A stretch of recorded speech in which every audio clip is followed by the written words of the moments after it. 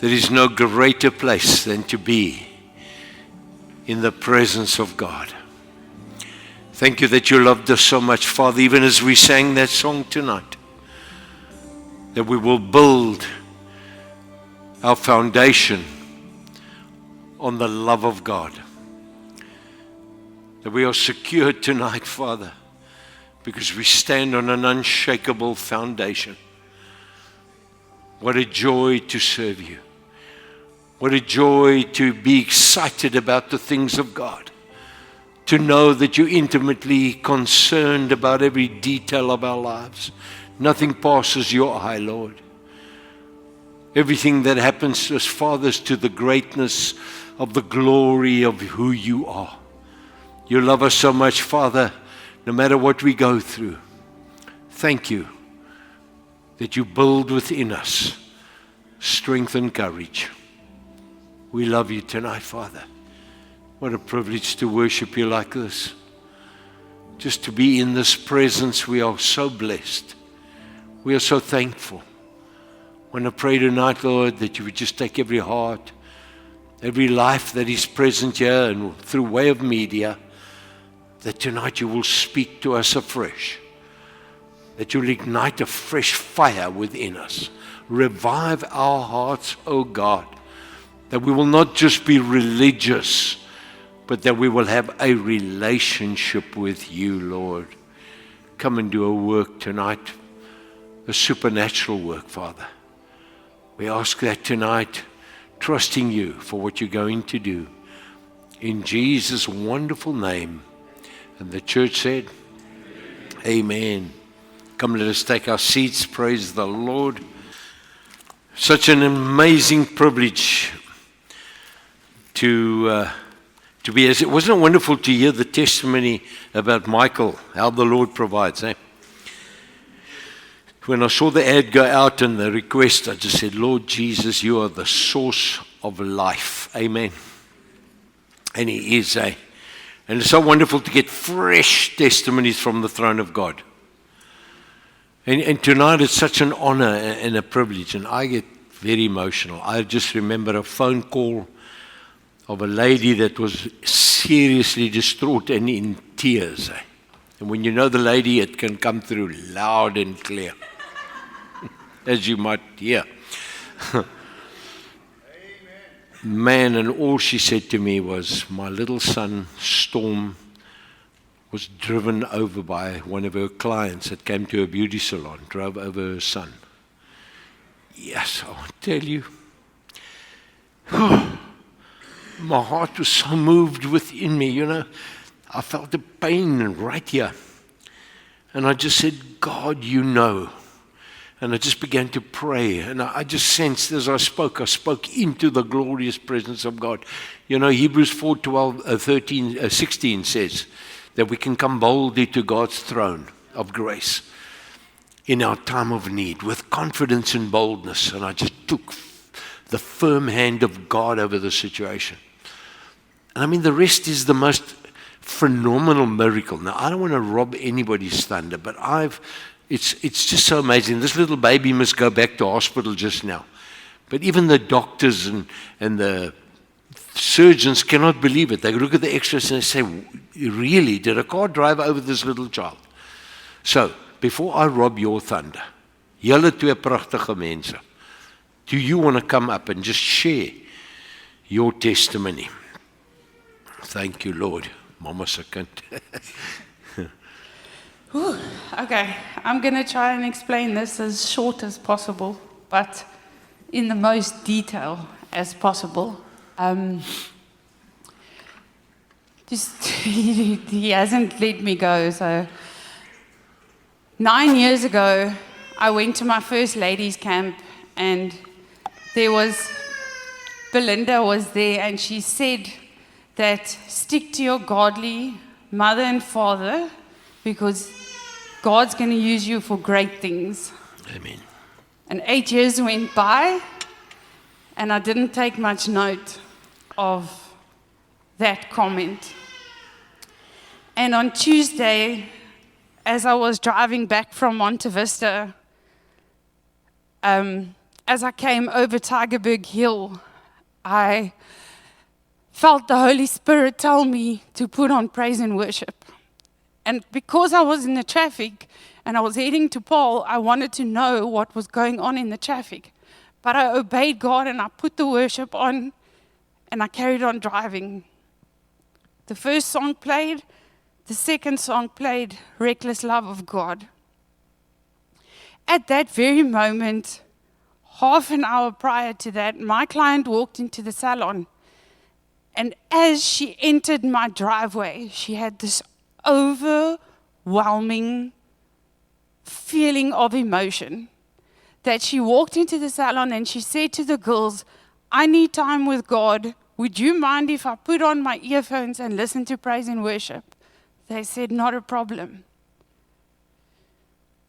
When she was done with her appointment, my husband and my little one was standing in the driveway and she was leaving and she got in a car and my husband turned just to put something into the caravan. And all of a sudden, my brother-in-law just shouted, "Storm!" And my husband reacted and he came out and there my son was lying in front of my neighbor's house, face down on the floor.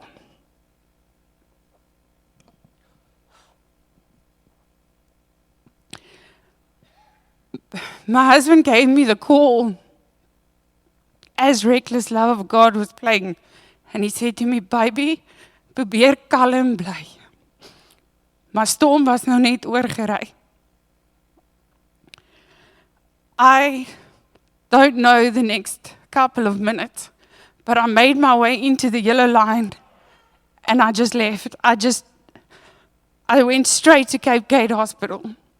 I got there, I think they didn't even stop me at the ER reception. They just said, come. And I tried to explain to them what was happening, and they tried to get the ambulance on the radio, and my husband's in the car, and they're on their way, and eventually they get to the fire department. I don't know how long after that, 3 ambulances arrive. Between the lot of ambulances, they try and see, okay, who's going to bring him to the hospital. Meanwhile, at the hospital, they've now taken me to a separate section. And they said once they make contact with the ambulance, they will come and tell me what's going on. What felt like forever. The nurse comes walking in and she says, ma'am, I'm not going to play around with you, but we've made contact with the ambulance. Your son is seriously hurt, but we are waiting for them to arrive. Literally, the ER was on standstill for him to arrive. They get there. At first, they wouldn't let me in to see him. And then my husband got a bit obstropolous and said, dis sy ma, bring hom in. I go in. He's lying there. And he just looked at me. They started doing scans to see that he doesn't have any internal bleeding. They said there was none. They sent him for a CT scan. And the doctor, the pediatrician, Harkersou, looked at me and he said, ek kan dit nie glo nie. Daar's niks fout met jou kind nie. It was a Ford Everest that went over him with a back wheel, over his chest. He's only got 2 broken collarbones, one which is displaced and the other one that's just cracked. Every single doctor, surgeon, neurosurgeon, they all turned around and said, in theory, your child must be dead. Your child should not be here. So we knew it was an attack of the enemy because my son doesn't come near a vehicle that's on, but he landed up not under both wheels, under one wheel. We've been in hospital a week, Tuesday. Today he sat up for the first time by himself. We spent, I think, 4 nights in the ICU, just for observation, because there's nothing wrong with him.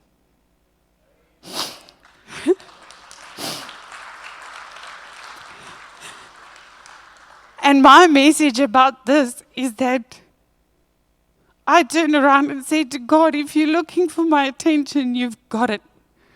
Because I've been through quite a bit recently, and I was very stuck in faith. And I wanted to make a post for my friends to tell them what was going on. And I took a post on TikTok. 85,000 views of a testimony that has changed lives. We are now in the evening praying with people. There are people reaching out, following his journey, and this is a miracle that is busy changing lives everywhere. Amen. So thank you. Amen. I'm going to ask if you two guys could come forward. We want to pray for him. He's been prayed for, being prayed for a lot.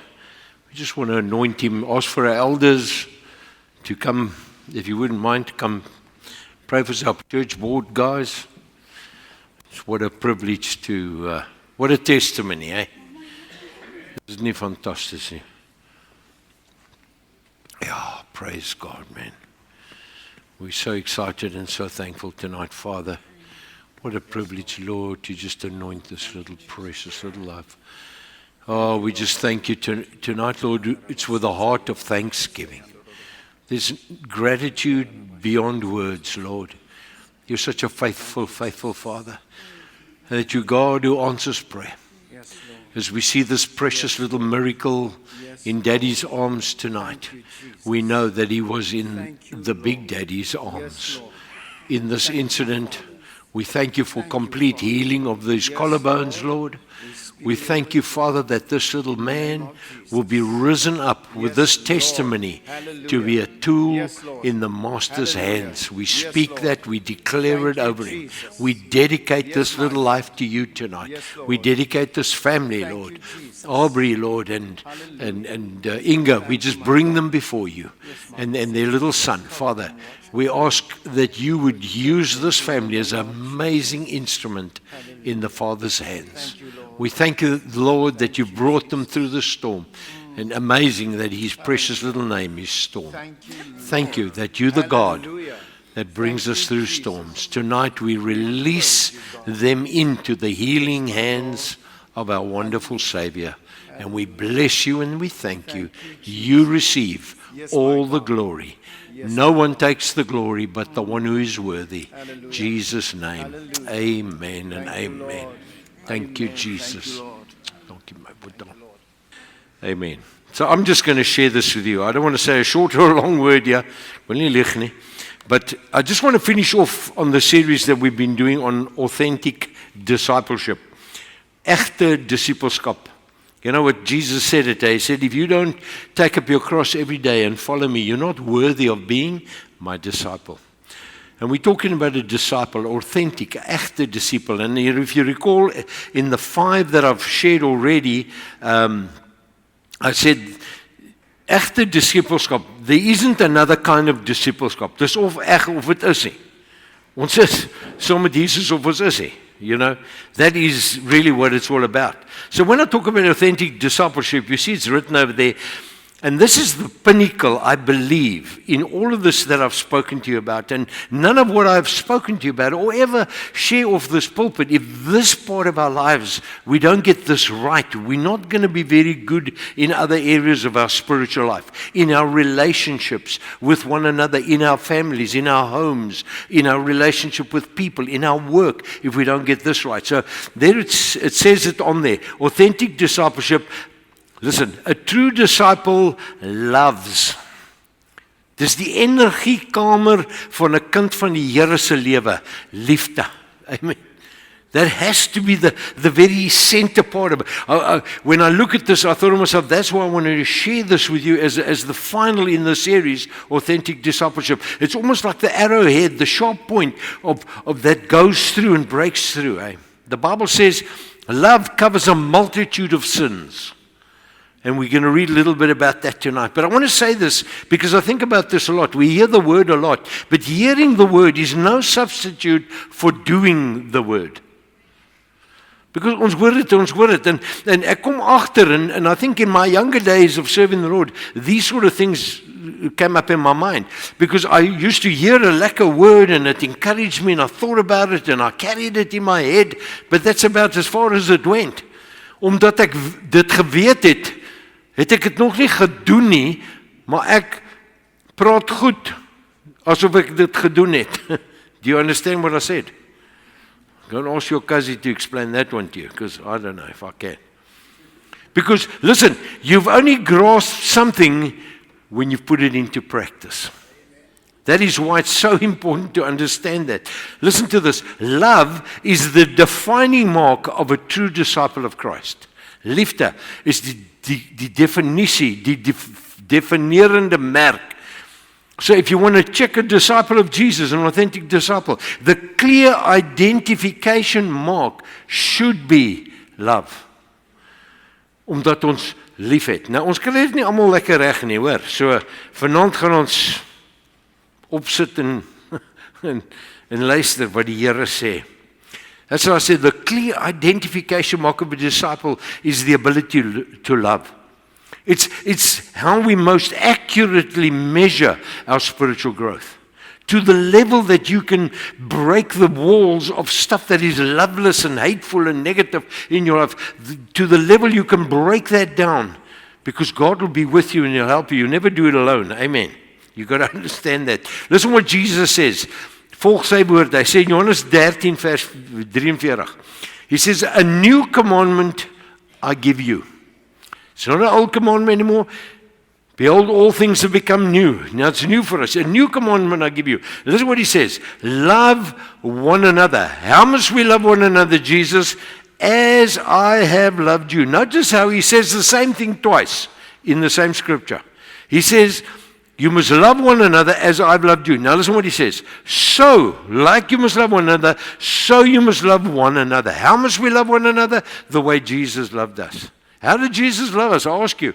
Unconditionally. Say unconditionally. It's exactly. He says that we must love one another as, and you think, yes, like Pastor, you think I can get this right? Yes, you can. The answer is yes. It's not put in the scriptures over here to make us confused. It's there. So tonight I want to ask this question because it's so relevant for all of us as we sit here, as we talk about love. A true disciple loves. And to be able to love with the love of God and love one another. This is a question. If we took a poll here tonight, and even for those that are watching by media, if we took a poll and I asked you this question, did you grow up with love in your life? Was your home a home of love? Or, I mean, I think of my own life. You know, my mother, I know she loved me. I had a stepdad. He loved me. I think he loved me. Used to beat the living love out of me. There's no love. But we never had that intimacy, that love. We just kind of existed. That love that some people grew up with. Is there anybody who grew up reasonably loveless in life? Just put up your hand over here. Be honest. Just julle lieg heel op van julle. You see, the point is, Aubrey, you just don't put up your hand now, because your mom's sitting behind you. The fact of the matter is, in many ways, we didn't grow up with that kind of love. That kind of, you knew there was love. You can go to your parents with anything, and they would love you, and they would sort you, and they would care for you. I mean, in my home, and it was sad because there was a lot of abuse of alcohol in my home. We didn't see that love. I saw my dad wanting to raise his hand to my mom. You know, it wasn't a loveless, and yet I knew they kind of loved me. But the kind of love that I'm talking about tonight, that gives you such a joy and a freedom and that ability to just be able to be yourself in the presence of people. So growing up without love is in its own right a form of suffering. It is. Most of us are the product of a loveless society. And even if you grew up with love, you move out of home and then you get involved in the world and friends and people. And then you realize how loveless the society can really, really be. Mother Teresa said this, and she's here referring to love. She says, loneliness and the feeling of being unwanted is the most terrible of poverty. Jy kan al die geld in die wêreld besit. But I tell you, if there's lovelessness and there's no love, you can't buy love, eh? Hello. You can be anything. You could have achieved anything. You can have the highest degrees in the world. But without love, as she says here, it's a terrible poverty in many people's lives. We live in a world that longs for love. Whether you're young or old, whether you're married or single, or rich or poor. Let me just say this tonight. Everyone wants to be loved and to know that somebody cares about us. Ons wil almal liefde hê in ons lewens. And what a wonderful privilege that we have as children of God to be able to show God's love to one another. Wat 'n voorreg om dit te kan doen, hè. There's no mistake about it. Love is the number one need for everyone's life. And it is like that. What happens when love is in short supply? Because you see it happening. People feel emptiness inside and a space that must be filled with something. Because God designed us that way. The Bible says God is love. When God breathed into Adam the breath of life, you know what He imparted into him? He imparted love into the man. He didn't give Eve one day's trouble. And Eve didn't. All the Eves are saying, yeah. And Eve didn't talk back to the brood. I mean, there was just this incredible love until sin entered into the world and lovelessness took over. And we know that it's in the absence of love, people will turn into a variety of habits and addictions and distractions to temporarily fill that space. And we see it in the world all the time. People are doing stuff, whether it's money, sex, drugs, food, smoking, drinking, gambling. Let me just say this to you. None of that stuff will satisfy you. Only God can satisfy that emptiness in us because He's designed us that way. That is why it's so important that we have a relationship with Jesus. Laat hy die Here van my lewe is. Laat ek wedergebore word. Laat my hart vir die Here gee. Laat ek nie sê ek ken die Here nie en dis maar al, jy ken die Here, maar you know, we know the Lord, we believe in the Lord, but we've never received Him as our Savior. That's why it's so important to receive Him as our Lord and our Savior. The path to feeling whole again begins with knowing that you are loved by people and mostly that you are loved by God. Dis die wonderlike gedagte om te weet dat die Here my liefhet. You know, like we must remember, God has accepted you. Warts and all. He accepts you. He approves of you. You're treasured by God. God loves you, and that is so absolutely awesome. Listen what 1 John 4:10 says. In this is love. Not that we loved God, but that He loved us, and He gave His Son as a payment for our sins. You see, sin separates us from God. Love drew us back. Isn't that beautiful? God se liefde het ons getrek na Hom toe. Dat ons in daai liefde van God kan wandel as egte disippels van die Here Jesus. So what is love? I mean, when you think about it, I think the best definition for me that I found that's written about love, obviously it would be God through the Holy Spirit that writes this stuff, but we need to measure ourselves against this standard that I'm going to share with you now. This is probably the best definition of love. So I want you to do this, to measure yourself as you hear it. Say to yourself, I don't do that. I don't do that. I need to work on that. I need to overcome that. So I'm going to read it to you. You see, this is normally something that the pastoors share at a wedding. And when the bridal couple leave, they forget it. So tonight we're going to have a wedding in the presence of the King. Listen to this. 1 Corinthians 13, 4 and 5. So I just want to break it down for you because this is the measure here. Listen to this. Love is very patient. Anybody fail here? Can I just see your hand? Yes, Lord. Why did you put this in the Bible? Kyk, sulke gonsvlok in my rug af. Goosebumps. Love is very patient. Love is kind. Love is never jealous or envious. Afgunstig is envious. Love is never boastful or proud. Oh, love doesn't demand its own way. How can we learn that in our lives, eh? Husbands and wives. Love doesn't demand its own way. And this is even more beautiful. It says, love is not irritable or touchy. Ooh, I've seen some touchy people in my life. Touchy. Ek sê jou. Irritable people. Ooh. You know, I catch myself like that sometimes. When things are not like going like I want to, and people need to respond to me, and I'm talking my admin stuff, and I'm busy with stuff in my life. As I gooi my cap, as I get irritable. And the Holy Spirit convicts me. He says, hey, you've been irritable now. So I've got a wife that's not touchy or irritable, so she handles me.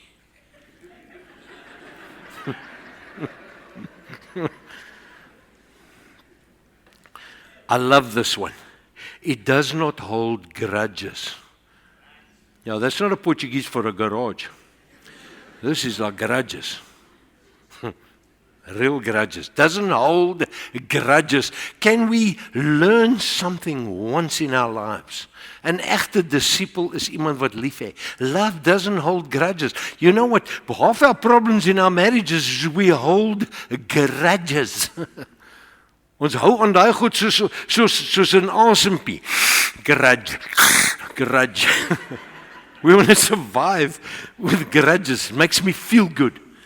Listen, love doesn't hold grudges. It will hardly even notice when others do it wrong.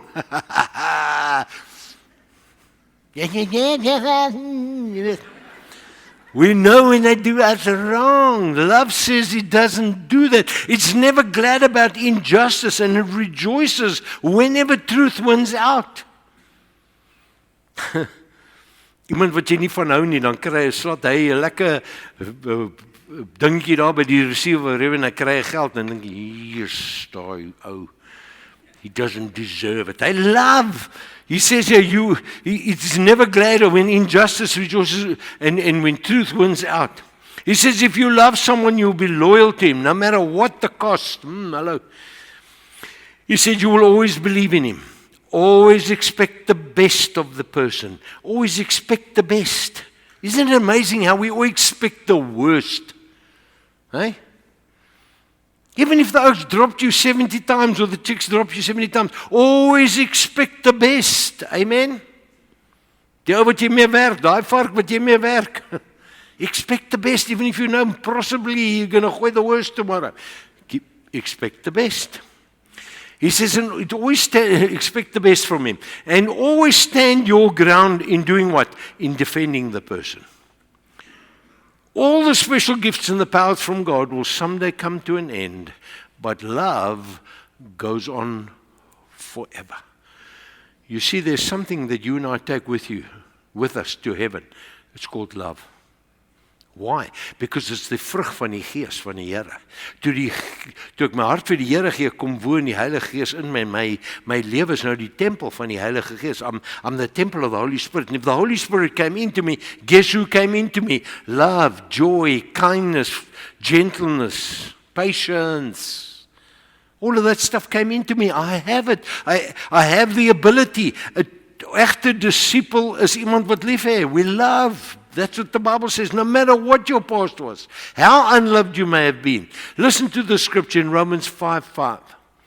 The love of God has been poured out. Jy het nie 'n droppie gekry nie. Okay, bit of love, open. No, it was poured, say poured out. You understand? Poured out, ne? It was poured out into our hearts. How? By the Holy Spirit that He had given us. What a wonderful scripture. Of ons glo dit of ons glo dit nie. Maar dis die waarheid. Hy het sy liefde. We cannot use our past as an excuse to live out our new saved lives acting, here's the word, loveless.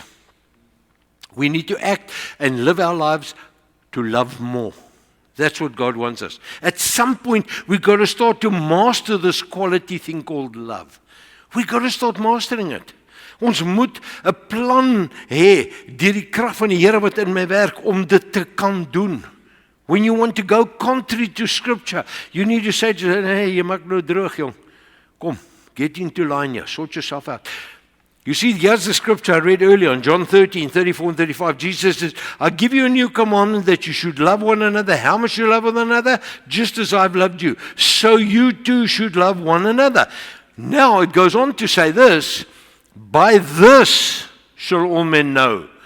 They will know that you are my disciples. Hoe sal die mense ooit weet dat jy 'n disipel van die Here Jesus is? Yeah, you will know it. If you love one another, if you keep on showing love among yourselves.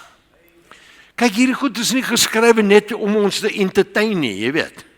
This stuff is put into the Word of God so that the children of God would start applying this stuff. As I said right in the beginning, in case I forget it, I will tell you, hearing the word is no substitute for doing the word. Julle kan die woord lekker hoor vanaand, but when you walk out of this door, are you going to apply this stuff? That is the question.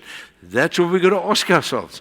And he says it because love brings an unstoppable freedom when we learn to love as God intended us.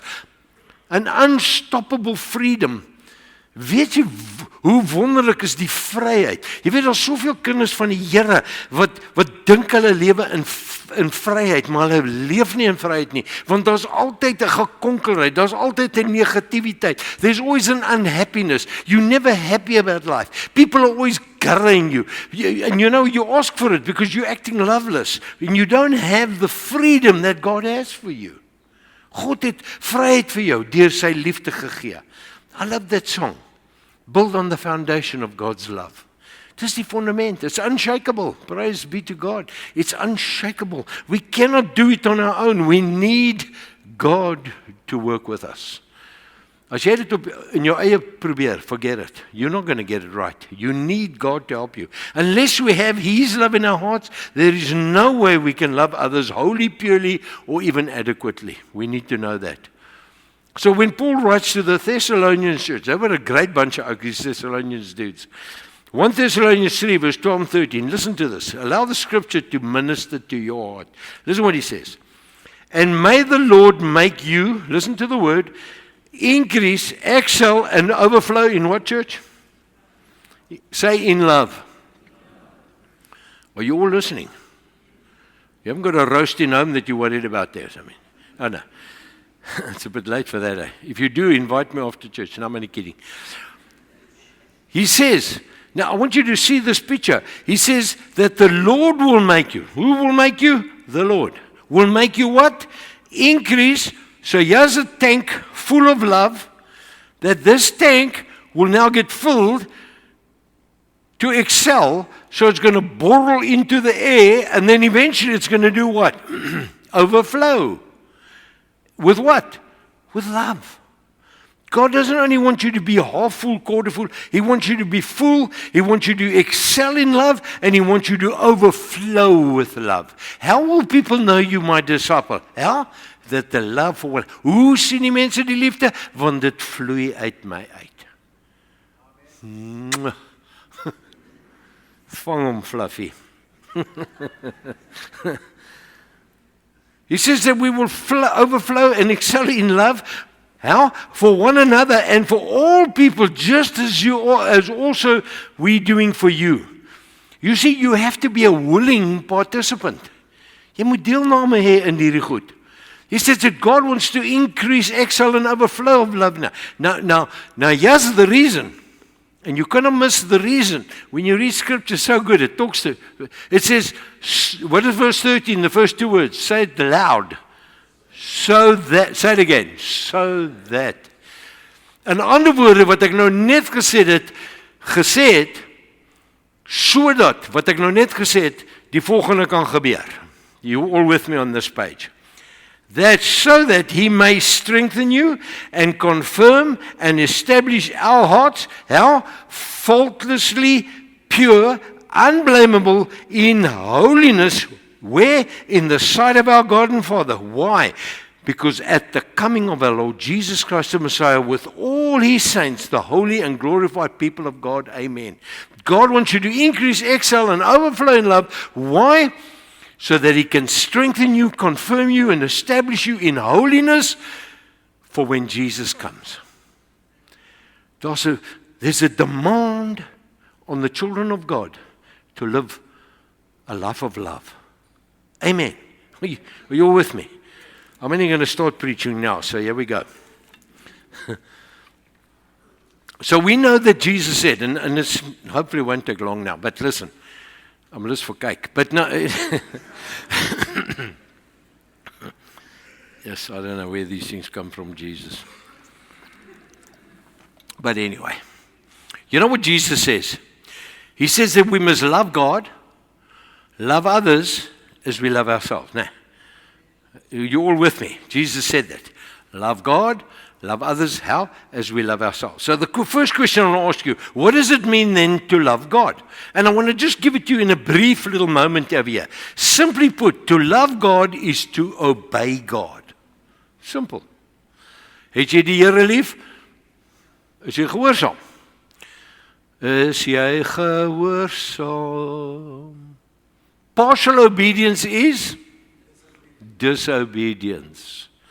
And we need to understand that. John 14:15, Jesus speaking, he says these words, if you really love me, you will obey my commandments. And what is his new commandment?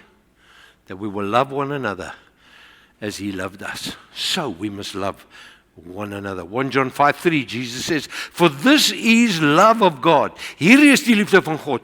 Who is it and what is it? Says this, that we keep his commandments.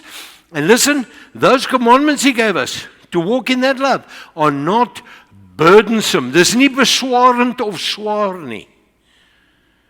Maar as ons baie daaraan dink, dan raak ons beswaard oor die dinge wat die Here vir ons sê ons moet doen. En weet jy hoekom raak ons beswaard en ons dink dit is swaar, it's heavy, this, you know why? Because we're not walking where we should with Jesus.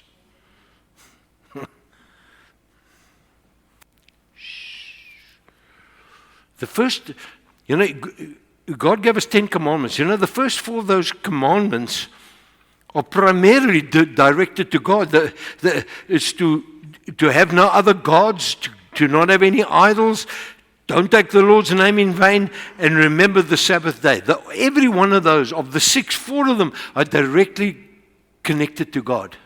How he instructs us to live. That is the amazing thing of those 10. The other 6 are how we should live with one another, how we should love one another. Do not murder, do not steal, do not commit adultery, etc., etc. Love your parents, etc. Those are the other ones over there. But listen what Proverbs 18:17 says. I love this. He says, I love those who love me. Those who look for me, find me. As ek lief vir die Here is, dan is dit maklik om die Here te vind. Amen. So while I was reading that, verse 21 jumped out at me as well. Listen what he says here. That I may cause those who love me, dat ek gaan iets veroorsaak vir die wat vir my lief is, to inherit true riches, and that I may fill their treasuries. Listen, riches and treasuries has to do with moolah. True treasuries are wonderful, to be treasured by God, to be filled with the things of God and anointed. But you know, when we also need to live, and God says, those that love me, I will make sure that I fill their treasuries as well. Amen. Do you need some moolah? I think you want to think about loving God for a bit there now. So what does it mean to love God? Well, that's what it means to love God, just to obey him. Secondly, what does it mean to love yourself? Obviously, it doesn't mean you get up in the morning and you put on lipstick and you kiss the mirror. You know, morning, George. You beauty, you, you well-created little thing. That's That's obviously not what it means to love yourself. Because if you're doing that, that's pride. I want to just mention that. Loving God is accepting He loves us and His love is in me. And it's the foundation for loving yourself and experiencing self-confidence, self-esteem in who you are and what you are in Him. That's what it means to love yourself. Hoekom is ek lief vir George? Want God het hierdie vaarbond, is dit 'n goeie woord? Ek so bang om Afrikaans te gebruik. Ja, vloek ek hier so op die television.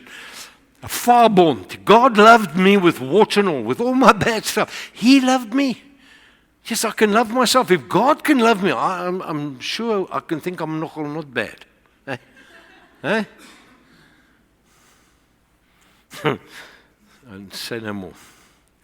It's not about a self-centered life or having some kind of an ego, being on an ego trip. Check me. I used to be able to do that. Waaragtig. I laughed. I walked into the restaurant the other day when it was so windy. And I said, yes, hierdie wind waai my hare deur mekaar. Hier sit die tafel, hier is maar bars uit in die lag. But it's not about a self-centered having an ego. Listen, Proverbs 27:2. May we take a tip here. Listen to this. Don't call attention to yourself. Let others do that for you. Don't call, hey, how am I doing? How am I looking? No. Let somebody else say, you know what? You're a fantastic person. I can see the love of God in your life. Amen. Like that lady said to you, Inga.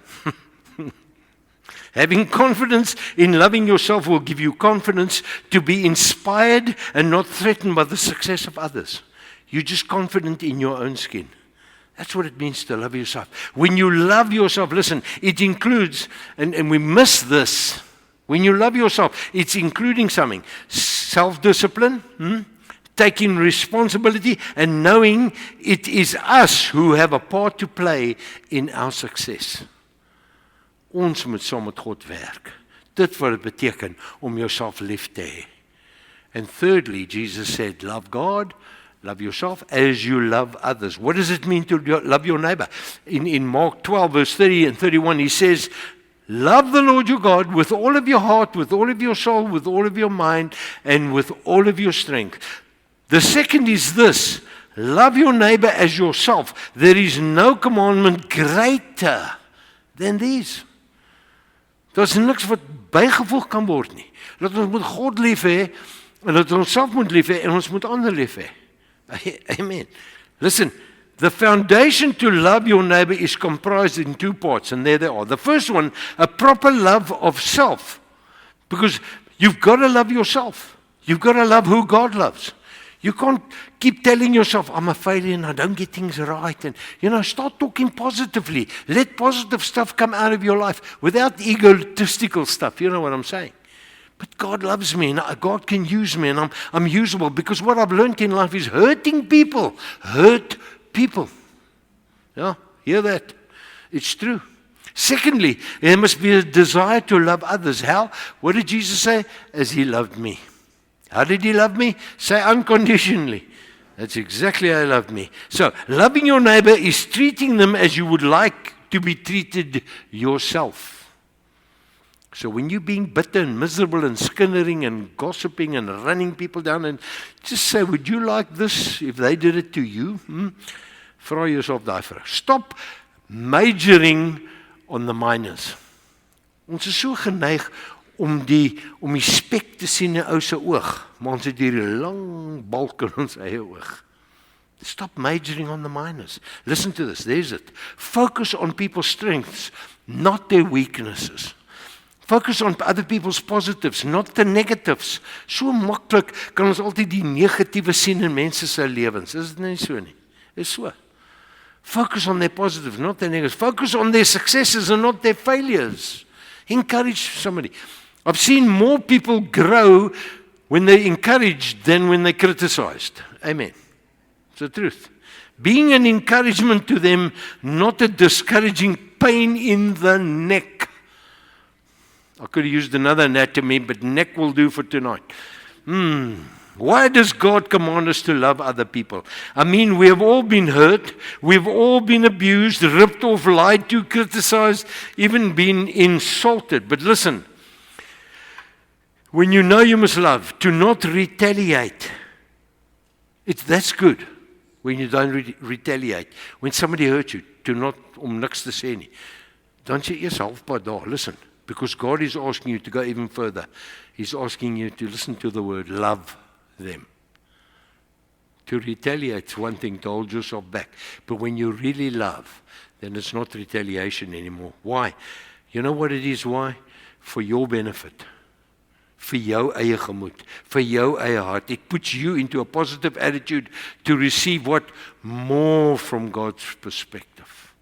Hoe meer ons lief het, hoe meer ons daai liefde in Korintiërs 13 beoefen, more of God comes. Didn't he say so? If you love me, I'll fill your treasuries for you. The way you love, if God had to financially bless you the way you've been loving lately, is jy nou 'n kerkmeis?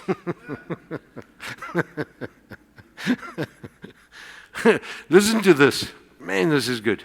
We love the most when we love those that are the least lovable. Wanneer het jy die meeste liefde? Wanneer jy daai perd wat jy nie lief is vir nie, lief het. Do you understand that? Hey? We love them in spite of them. Haggai said, love is an act of the will, not the exercise of our emotions. That's our problem. Because we want to love people, but because we're not happy with them, because my emotions gets involved, my head gets, hulle dit gedoen, hulle dit nou hou ons die grudges. No. Love is an act of your will. You can love at any time, at any place. No matter what's done to you. Love is not irritable or touchy. Should I remind you? Love that is given might not be returned. But listen, this in fact, it's a fact of life, isn't it? You show people love, and sometimes they bite you when you show love. Jesus commanded us to love, listen to the word, anyway. Anyway. He didn't say, you will be loved in return. As ek jou lief het, dan sê jy my lief. Nee. Hy sê, al gee jy liefde, al kom dit nie terug nie, doen jy dit vir die Here Jesus. That's what an authentic disciple does. Loves with God. I do believe, however, that we always, and I believe this, always somewhere, someday, somehow, somewhere along the life, in some way, we all will reap what we sow. If I sow in bitterness and negativity and unforgiveness and ungodliness, you are going to reap it in your life, believe me. You're not going to walk in that lekker vryheid wat die Here vir jou gegee het. En God gee ons 'n weg uit, en hy weg, en hy deur, sy naam is liefde. Amen. He's love, giving love and expecting love in return. That's conditional love, né? But listen, loving is simply a part of our discipleship service to others. My discipleskap liefde verander. And in closing, I want to say, a true, authentic disciple loves. Come, let's bow our heads in prayer. Thank you, Lord. Father, I thank you for your word tonight again. And whoa, Lord, it's almost like a big stick out there tonight, because we kind of miss the mark so many times in our lives. And when your word says to us, even when you know what is right to do and you don't do it, that is sin. Missing the mark. I want to pray for each one of us here tonight, Father. Thank you for this wonderful time in your presence. Thank you for meeting with us. Thank you for speaking to us, Holy Spirit. Thank you for challenging our hearts tonight. That, Lord, it's not conditional to love somebody. It's a call of God on our lives, that we will love one another. And that we will love you, and that we will love others as we love ourselves, Father. And this is love, Lord. In this love, people will know that we are your children, simply by the love we have for one another. Lord, I want to pray that you would break the curse of lovelessness so easily that manifests itself in our hearts and our lives. It's so easy to retaliate and be ugly and bite and be negative. And yet it takes the same energy to love. In fact, it takes less. because you do it with us. I thank you for that tonight, Lord. I pray that through your Holy Spirit that we've heard something unique, something that stirred our hearts, a truth that will set us free tonight, Father. In the wonderful name of Jesus, we ask it. Amen and amen. Praise God. Thank you, Jesus. Amen. I trust you heard something from God's word tonight. Amen. Come, let's just close with in prayer, man. Father, we just so excited about just serving you and loving you and just knowing that you care for us. Thank you that you love us, Lord. And like that song we just sang now, we just want to love you and adore you, Lord. As we go out into this week, may we put to practice what we hear, Father. May we walk in the wonderful love of God, that people will be touched by Jesus in us, living through us. We honor you for that. Bless us in this week. May it be a prosperous, blessed, amazing, awesome week. In Jesus' name, amen. God bless you. Thanks. Kickstand down by the old church pew. Grease-stained hands in the mercy view. I ain't worthy, but the brothers cheer as the old man whispers.